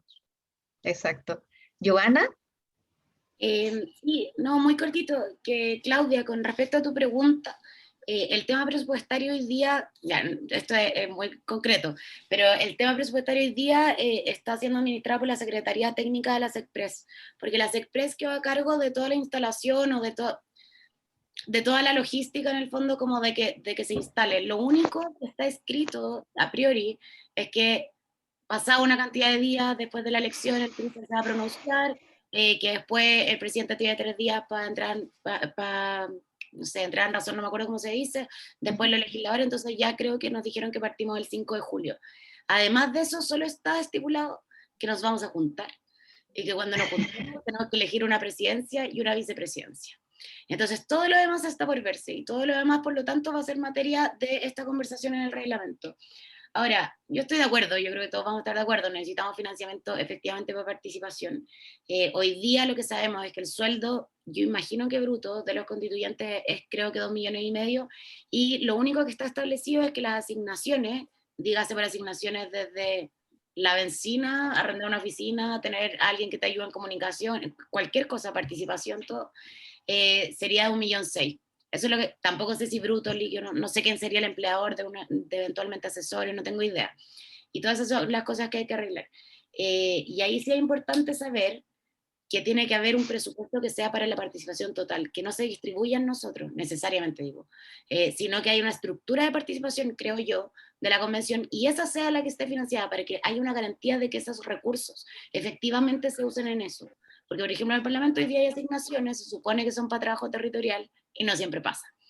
Y lo último que quería decir es que hay que tener cuidado con el tema de los equipos, porque efectivamente yo tengo el privilegio de tener personas voluntarias que me van a acompañar, lo mismo entiendo que dice Felipe, pero porque soy más joven, tengo amigos que son más chicos, que nos mantienen niños, niñas, no están a cargo de una casa, pero hay otros convencionales que tienen otras realidades, que a lo mejor las personas que los van a acompañar efectivamente necesitan un sueldo porque, por ejemplo, están a cargo de una familia y no tienen las condiciones económicas para ponerse a hacer voluntariado. Entonces creo que también hay una cosa de derechos y lo de las trabajadoras que es importante. Sí. Buen punto. Sí. Sandra. Gracias, Giovanna. Sí. Vamos a dar paso a otra pregunta de Claudio Troncoso. ¿Que estás ahí, Claudio? ¿Cómo estás? Para que ahí está. Hola. Igualmente, Claudio. Gusto de saludarlo y perdonen haberme incorporado un poco más tarde, estaba en otra actividad académica. Yo soy profesor de la Facultad de Derecho de la Universidad de Chile. ¿Ya? A propósito de la última exposición de Daniel que alcancé a ver al final, respecto de la discusión entre el poder constituyente originario y derivado. Él hizo alusión a varios hitos que me parece muy interesante considerar, no solamente un hito en particular, sino que varios hitos que confluyeron, digamos, en la posibilidad de abrir este proceso constituyente. Pero más allá de los hitos, hay ciertos momentos jurídicamente que tienen una relevancia jurídica especial que se diferencian de los hitos. Y ese momento es precisamente la reforma al capítulo 15 de la Constitución que da origen a este proceso constituyente, ¿no es cierto?, con los artículos respectivos que están en la actual Constitución, que permitieron, por lo demás, hacer el plebiscito el 25 de octubre y hacer la elección en que ustedes resultaron electos, digamos. Por lo tanto, más allá de la discusión que puede ser teórica, digamos, entre constituyente derivado originario, Quisiera preguntarles, digamos, ¿cómo ven ustedes los límites al ejercicio de la Convención Constitucional que están establecidos en el propio el Estatuto Constitucional actual, digamos? O sea, este es un mar, pero con orillas, digamos, no es un mar sin orillas. Este mar que ustedes van a tener que recorrer es elaborar el texto de una nueva Constitución. Para eso tienen plena libertad. No se trata de modificar la actual Constitución, sino que generar una nueva, ¿ya? Pero evidentemente que este mar tiene orillas. O sea, las orillas están establecidas en el propio Estatuto Constitucional actual que dio origen a este proceso. Y ahí está que sea una república. O sea, ustedes no podrían, por ejemplo, proponer que Chile se convirtiera en una monarquía, o que sea un régimen democrático. No podrían establecer un proyecto de una dictadura, por ejemplo, en el texto constitucional. Respetar los tratados internacionales, claro, etcétera. Claudio, le vamos a preguntar a Daniel, ¿no es cierto? Vamos a hacer eso. A Daniel, y también si alguien más quiere pronunciarse sobre esta materia, porque creo que es de suma importancia, digamos, tener claramente el marco en el cual se van a desarrollar estas competencias. Perfecto, muchas gracias. Daniel, entonces le damos la palabra primero a Daniel Gracias. Bravo. Sí, que me quedó en el tintero sí, comentar que respecto al tema presupuestario de la pregunta anterior, que el presupuesto fue asignado por el Congreso, así que quienes eran parlamentarios a diciembre del año anterior debieran tener conocimiento de eso, y el presupuesto fue muy acotado. Está disponible para estos 7 meses, y como decía Giovanna, efectivamente si uno divide las asignaciones para asesores sería como 1.600.000 pesos por mes. Eso es lo único que está disponible. Y para participación ciudadana también ambos son asignaciones en bloque, que como convención tenemos que ver cómo se distribuye, porque no está asignado así dividido en 1.600.000, pero si hiciéramos el ejercicio de dividirlo por los convencionales sería esa cifra. Y si dividiéramos por convencional la participación ciudadana, creo que son menos de 500.000 pesos. O sea, el presupuesto es escasísimo. Y eso es lo que definió el Congreso. Claro, es una de las materias que van a tener que regular en el reglamento. Efectivamente. Pero la asignación presupuestaria es escasa, también es un problema aquello. Respecto a la segunda pregunta, sí, efectivamente hay una reforma de diciembre del año 2019, el 24 de diciembre de 2019, pero han habido otras posteriores que han ido cambiando el marco, como decía yo, del proceso constituyente. Ahora, respecto de, bueno, acá el tema más polémico es el del quórum, el quórum de aprobación de las normas. Pero yo creo que hay que plantearlo desde los siguientes términos. Más allá de que haya estado en el acuerdo por la paz de noviembre del 2019, ya no me parece que ese es un problema per se, sino que es preguntarnos si es un quórum que sea razonable o no, por una parte, a fin de cuestionarlo o no, pero por como tal en el funcionamiento de la Convención Constitucional, sobre todo en el actual contexto. Porque en su momento el quórum era visto como una trampa, porque había un tercio que podía ser capturado por un sector que no quería los cambios, entonces era un mecanismo para evitar los cambios, pero finalmente, gracias a la elección, gracias a la ciudadanía y su votación, no se generó ese tercio que era el riesgo. Por lo tanto, hay que preguntarse si es adecuado o no el quórum en el actual contexto. Hay quienes sostienen que sería bueno mantenerlo, por cuanto, dado que no hay fuerzas que sean mayoritarias, como hay una dispersión, hay por lo menos unos 4 o 5 grupos más o menos que uno puede establecer, eso forzaría un poco a los acuerdos que son necesarios en el marco de una nueva constitución. Para otros que se considera que es muy alto, que podría entonces ser de menor entidad. Yo no tengo una propuesta respecto del quórum. Lo que sí yo he sostenido cuando se me ha preguntado al respecto es que tiene que ser un quórum alto por el riesgo justamente de la existencia de varios grupos, porque puede haber una mayoría circunstancial que pueda aprobar ciertas normas aprovechando que el quórum es más bajo, como por ejemplo el de mayoría absoluta.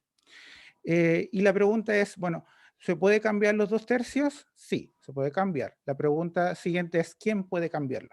Y hay una discusión no solo jurídica, sino que también es política. Porque si se asume que la Convención Constitucional es soberana en el sentido de que puede dar sus reglas, que no significa que sea plenipotenciaria, porque la prensa ha tergiversado esa expresión, no significa que vaya a asumir poderes que no le corresponden, que vaya a cerrar tribunal y que vaya a modificar o cambiar autoridades de poderes constituidos. No, soberana significa que puede dotarse a sí misma sus reglas de funcionamiento. Una oposición sostiene eso, que la Convención podría modificar la regla de los 2/3, pero votando por 2/3 esa regla en el propio reglamento de la Convención Constitucional. Hay otros que sostienen que seguimos atados a los poderes constituidos, y ahí hay un dilema, que es jurídico pero también es político. ¿Qué pasa si la Convención Constitucional por 2/3 modifica el quórum y lo baja a otro, a uno de 60%, por ejemplo? ¿Cómo se reclama de eso? ¿A quién se reclama? En teoría existe un mecanismo allí a través de la Corte Suprema, pero ¿cómo se ejecuta eso? Entonces es un dilema político con un componente evidentemente jurídico. Por lo tanto, no hay una respuesta de blanco y negro, creo yo. Gracias, Daniel. Natalia, quisiera agregar también dentro de tu exposición, algo dijiste también y te referiste un poco a este tema que pregunta el profesor Troncoso. Sí, yo voy a ser súper resumida en mi respuesta, pero el tema de nuestros límites, como muy bien decía Daniel en sus últimas palabras, antes que un tema o una materia jurídica, es una materia política.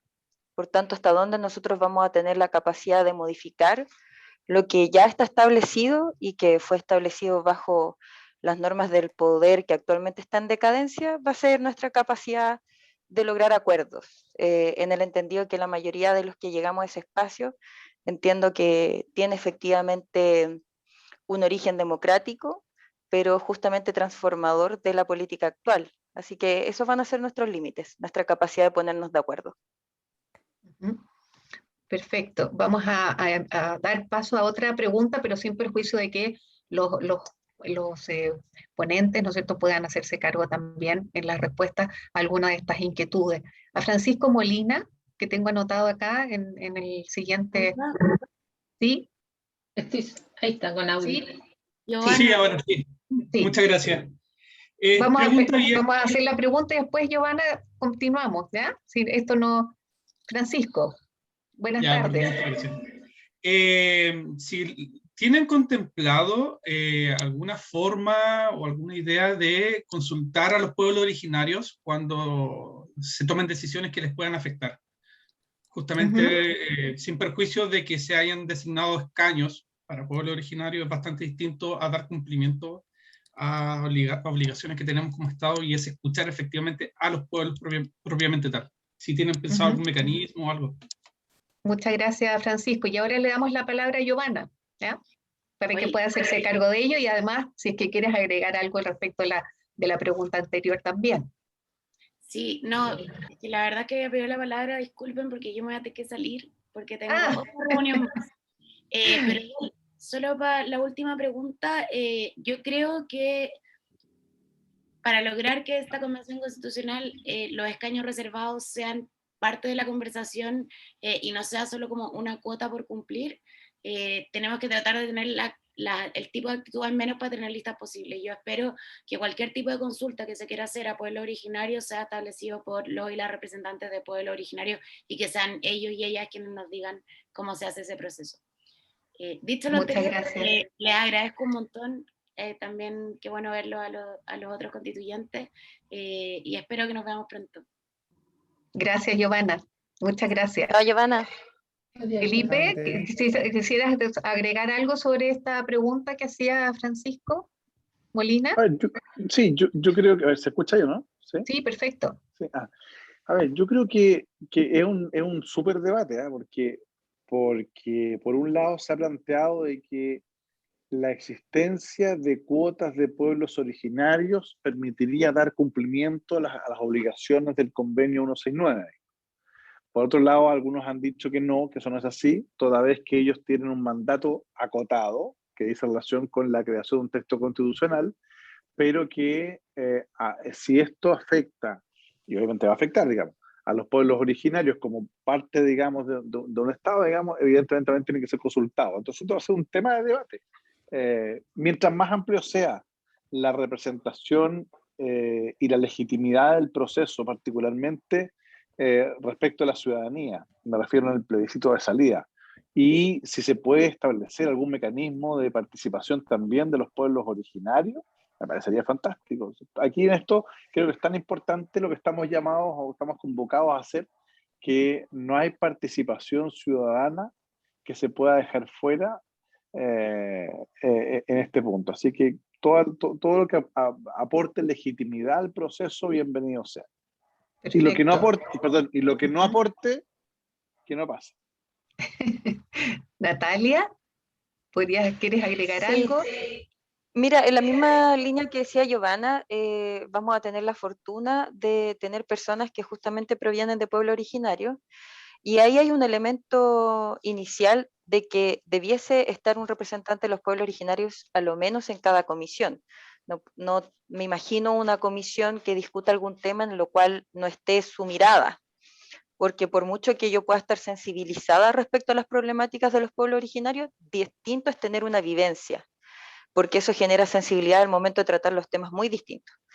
Entonces, desde esa perspectiva, eso tendría que ser un punto de inicio, y luego me parece muy sensata la alternativa y la propuesta que hice Giovanna de preguntémosles a ellos mismos cuáles son las materias que consideran que debiesen requerir una opinión en los términos de un plebiscito. Perfecto. ¿Daniel?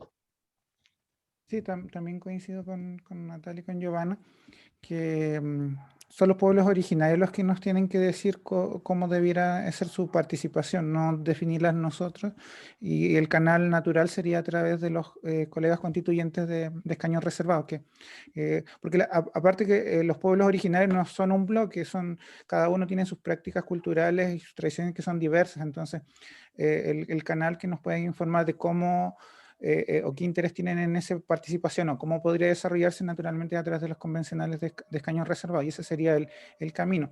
Solo quería mencionar que, según lo que he podido aprender de integrantes de pueblos originarios y quienes han estudiado más estas temáticas, el estándar en realidad en materia de pueblos indígenas no es el convenio 169, es la Declaración de las Naciones Unidas sobre Derechos de los Pueblos Indígenas, y un punto a tener en consideración en el trabajo que tenemos en la Convención Constitucional.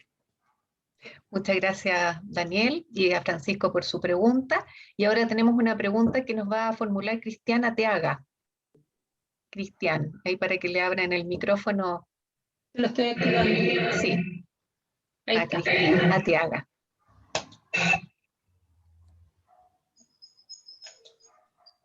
Ahí está. Sí, Cristian, buenas tardes. Si puedes señalar primero, si es que vas a hacer una pregunta específicamente a alguno de los participantes constituyentes o al general de los cuatro que vas a acompañar los tres. Haría la pregunta a Daniel o a Natalia o a ambos. Quiero entender, ellos son muy partidarios, digamos, de hacer permanentemente consultas a la ciudadanía. Entonces, no sé hasta qué punto han entendido el mandato que han recibido al ser elegidos por la ciudadanía. ¿Ven en ese mandato una fuerza relevante como para que puedan, porque no sé cómo van a conciliar los tiempos si son partidarios de estar frecuentemente consultando a la ciudadanía, cómo van a poder avanzar en un reglamento y en las normas, digamos, de fondo a que están llamados, digamos, a pronunciarse. Mi pregunta entonces a Daniel y a Natalia es si ven en el mandato que ya han recibido la fuerza suficiente como para sentirse soberanos. Muchas gracias. ¿Quién quiere responder primero, Natalia o Daniel? Yo puedo responder, no tengo ningún problema. Perfecto. Sí, creo que hay una confusión entre sentir que yo efectivamente he recibido un mandato, un respaldo, un apoyo de cierto sector de la ciudadanía en creer que yo tengo las competencias, la ética, el criterio necesario para poder ocupar ese espacio, a considerar que por tanto no es necesario, que es la lógica de una democracia muy representativa que siempre ha existido en Chile, que es como, bueno, votaron por mí, entonces yo ahora decido lo que quiero y no tengo que preguntarle nunca más nada a nadie.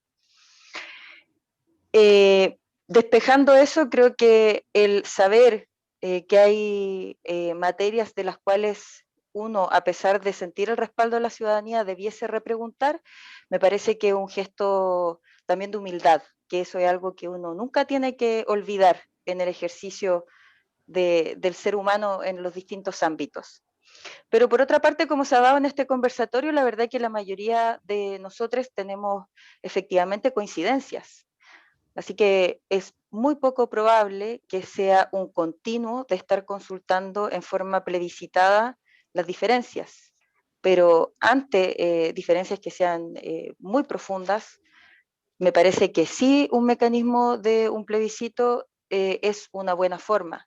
Porque, insisto, es muy probable que más bien hayan coincidencias a diferencias, como lo hemos visto hoy día mismo. Así es. Daniel. Coincido con lo que decía Natalia y agregando que si bien tenemos respaldo en las urnas, este respaldo evidentemente no es del 100% de la ciudadanía, porque hubo una serie de candidatos que recibieron también su votación. Yo tengo un respaldo de ciertos electores, pero mi cargo es de representar a los habitantes de las 15 comunas de la región de Coquimbo y sus 3 provincias. Y por lo tanto tiene que haber algún tipo de vinculación con esos ciudadanos y ciudadanas. Además, representamos a todas las personas, no solo a quienes tienen derecho a voto y que pudieron efectivamente votar. Una de las temáticas que a mí me preocupa harto son los niños, niñas y adolescentes. Yo también represento a los niños, niñas y adolescentes de mi región.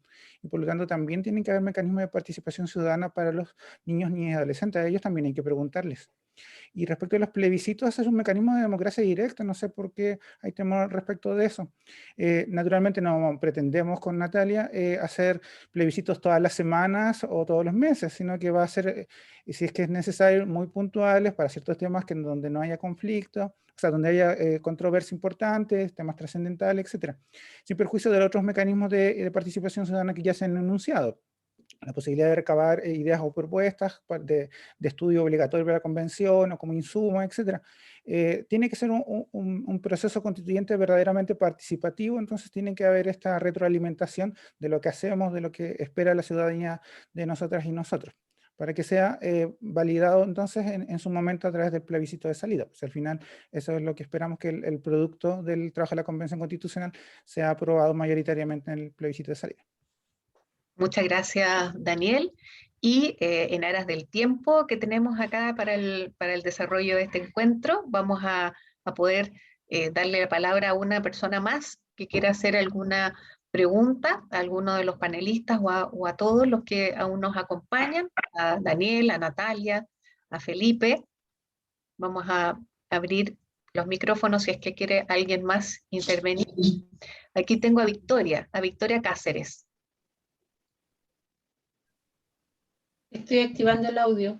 Sí, perfecto. Angélica, Ahí muchas está. gracias. Ahí está. Victoria, buenas tardes. Hola, buenas Sí. tardes. Mi pregunta Sí. es súper cortita por el último Sí. punto que se refirió Daniel, que él le Ujú. quería dar participación a los niños, niñas y adolescentes.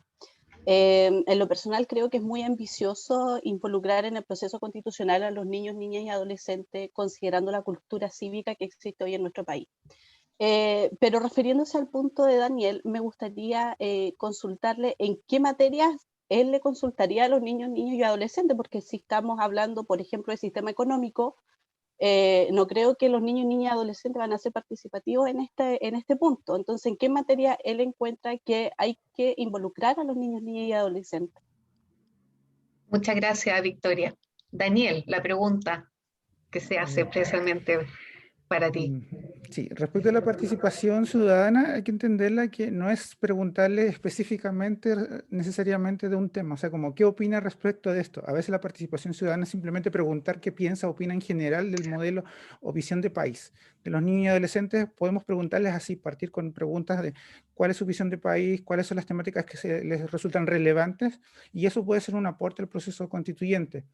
Los niños y adolescentes son personas, son sujetos de derecho y hay que tomarse en serio sus derechos políticos, que le hemos negado. espero yo que la nueva constitución le demos derecho a voto a los adolescentes a lo menos desde los 16 años. Incluso podría ser más bajo, ya son responsables penalmente desde los 14, pero no tienen derecho a voto, y eso es una contradicción muy profunda. Yo no, esto, lo que estoy acá proponiendo no es una locura mía, hay muchos organismos que trabajan en materia de infancia y adolescencia que lo han propuesto, hay toda una propuesta metodológica para hacer esta participación ciudadana de niños, niñas y adolescentes, y recientemente la Defensoría de la Niñez también ha desarrollado un plan que nos ha propuesto a los constituyentes de cómo generar entonces esa participación ciudadana. Entonces, me parece que hay que cambiar las lógicas de nuestra sociedad y tomarse en serio entonces que los niños y adolescentes son personas y son sujetos de derecho. Muchas gracias, Daniel.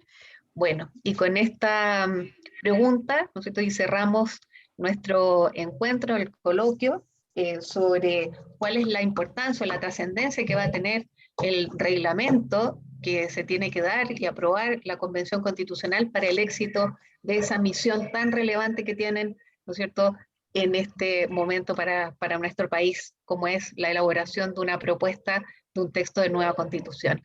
Así que, sin más trámite, como se dice, y agradeciéndole a toda su participación en nombre de la Universidad Mayor en su Escuela de Derecho y también al Diario Constitucional, damos por cerrado y agradecemos a todos los panelistas que aún nos acompañan aquí, a Felipe, ¿no es cierto?, Arboe, a Daniel Bravo y a Natalia Enríquez por haber participado y haber, ¿no es cierto?, podido dar a conocer sus visiones sobre este tema tan relevante. Así que muchas gracias, muy buenas noches y cuídense todos, ¿verdad? Que está Gracias a ustedes. muy complejo Muchas el tema. gracias por la invitación. Que estén muy bien.